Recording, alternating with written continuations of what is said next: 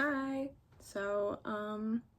Yeah, today the environment's a little different because the park was really packed today and I was getting a little like anxious, so I was like maybe I don't want to record. Um just came back from my gym sesh. We did chest and shoulders and triceps, and after triceps, I swear to God, my arms feel so swollen afterwards. Um Oh, yeah, and about today's like background or whatever. This is like I'm in my parents' house, I guess. Yeah, I'm at my parents' place. And in my old room, that is my pile of laundry, and that is the bare ass bed that, I share a room with my sister, or I used to. And in the past, like a background like this would literally stop me from even thinking about recording. I'd be like, oh my god, like my closet's broken and like the laundry pile's over there and just like nothing looks aesthetic and nice and cute. And now I have been through the same thought spiral like so many times to the point where I'm just like, it doesn't matter. It doesn't matter. However, I will cut here because I need chapstick, Loki. All right, back with my chapstick. Yeah, no, I I don't like making cuts because I don't like editing, to be quite honest. I just think about like, you know, filming the video is already like tumultuous enough, and I have to put in the energy of like speaking and talking and thinking and making sure that I'm sounding coherent enough, and then I rewatch the whole thing and I edit it. I just want to cut out the middleman at that point where it's like I don't want to edit, like as little editing as possible, please. So that's why I'm trying to hone here, at least like with speaking and articulating my thoughts a little bit better. Um, Especially with these like beginning videos that nobody is watching. So today's topic will be around what to do about social media. Like if you, what to do, what should you do if you want to post on social media, but you know that like people around you are going to be looking and viewing your art, your content, your media, and you're just like a little self-conscious about that because it's like, oh, like, I want other people to see it. I don't necessarily want you to see it. I relate to that a lot. And I think even, when YouTube started around like 2007, as I grew up with it, that was the main fear that I had too. I think I started a YouTube channel in middle school, and it was like, Adele covers, or I don't even know what I posted. I don't even think I ended up posting singing covers because I was just like, like, sorry guys, no cover today, I'm sick. And it was like, that was like the first video. um, but yeah, no, my fear was always that my YouTube would be found by other people, especially because I had a big mouth. Like I would tell people and then they would look me up because, I wanted affirmation or some kind of validation that what I was doing wasn't like weird and strange. And then people would be like, oh, that's cool, I guess. Like, what are you trying to be? And then I'd be like, oh, I'm not trying to be anything. I'm trying to be normal and cool, like, just like normal and try to fit in. Like, oh my god, I should just delete it. And that's what like stopped me from creating so many times in the past where it's just like, I didn't want to be the odd one out. I didn't want to be made an example of. I didn't want to be talked about. And even now, there's still that feeling a lot of the time, but I just, coming from the gym, I listen to podcasts and music and whatever. I was listening to this girl, Gabia Brown, and her handle's Sai Swoon. And she is literally like my older sister, because like she's like Brazilian, so like, she like has those little like, tidbits of like Brazilian culture sometimes. But she was explaining, or she does these Q&A things because she's a published author, so her audience will do Q&As, and in her Q&A she answered a question of like, what should I do if like, people I know are watching my stuff? And her answer really resonated with me because I'm like, I feel like that's exactly what I'm doing right now, where, I am self-conscious of people watching my stuff, and sometimes I toy with the block button. I'll hit block, and then maybe I'll message that person and be like, sorry, I hit block, I just, I got anxious about you perceiving me. Or the example that she used, at least, was that she posted something related to past relationships she's had, and her boyfriend was like, I'm not a huge fan of that. And she's like, well, you don't get it, block. And it was like a kind of little tiff moment, but in the end, like, it seems that she has cultivated a community around her and set a precedent with her family and friends and close friends that, what I post is not necessarily about you, but it's, entirely about my life and experiences. And yeah, I may take a moment that might seem related, but I'm expanding it into a different narrative, and I'm utilizing storytelling techniques of direct compare and contrast and extreme exaggerations to make the story more enticing. And that was something I really related with, and I was like, I feel like she just said the words that I've been trying to communicate, because I face like a variety of impressions around my online work and my visual, or how do I say, my visible work? No, I just want to say like my work that has like been put out online that a lot of people in my community can see. So, because it is so out in the open like that, a lot of people can have their interpretations on it and, kind of insert like, oh, is this about me? Or, like, what are you trying to be, like an influencer or something? Or even compliments too. Like, I posted something that I felt like was more of like a motivational or inspirational kind of poetry kind of post, and I got a story response saying, is this like an album cover? Are you releasing music soon? Are you still playing guitar? That kind of thing. And I was like, oh no, like, it's not an album cover, but that is a really cool idea. And everyone has their own little takes on what you're doing, because everyone lives in their own little world.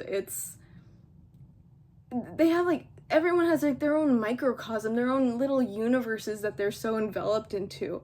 And when you put your work out there, they're kind of seeing a window of your universe, but through their own stained glass. It's not like, you're like, you can't necessarily like paint it one-to-one for them to understand where you're exactly coming from, especially if the viewer in question either has like very good perception of you, like they're a best friend, they know exactly what you're doing, and the goals that you have for social media, and they know that you posting right now is you trying to hone a skill, versus someone that doesn't like you or you're not on good terms, and they see your post and they're like, damn, like she's talking shit about me. And it's like, both are kind of valid. And in expressing yourself online, you kind of have to accept, like, yeah, like, these perceptions will happen about me. And what I've seen SciSwoon go through as well is a sequence of internet virality and popularity, and then almost an attempted cancel movement towards her, and then again let's say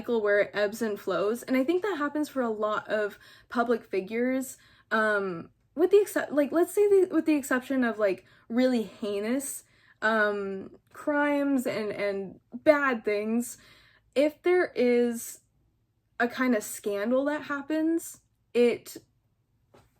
I almost want to pull from like the Kardashian mentality, even though it isn't the best.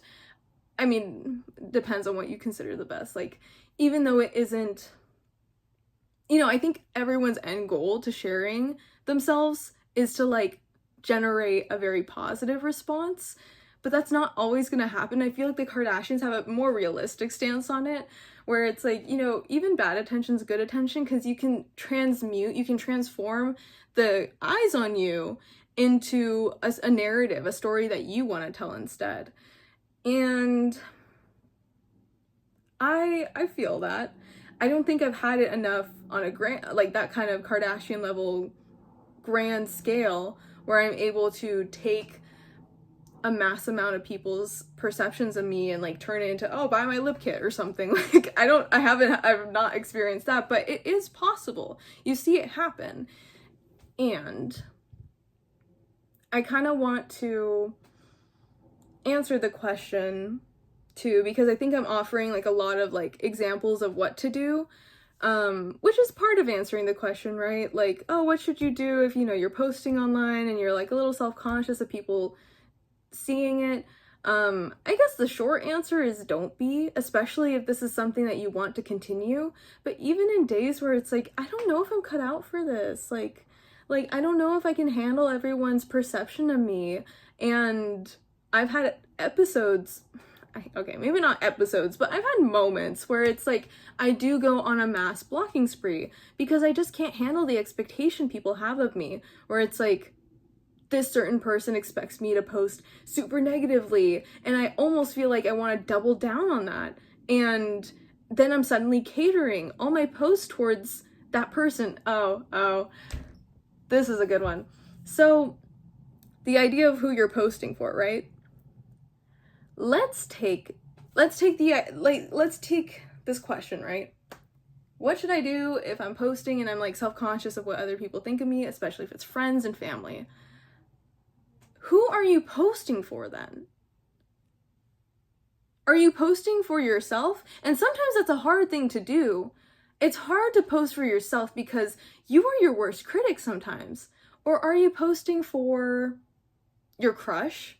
That can be that is an energy that is really motivating and fun to post for, because it's like, you know, like you're incentivized to be more present online. Like you have a reason to show up and you have something to prove too. You have like certain qualities that you want to display.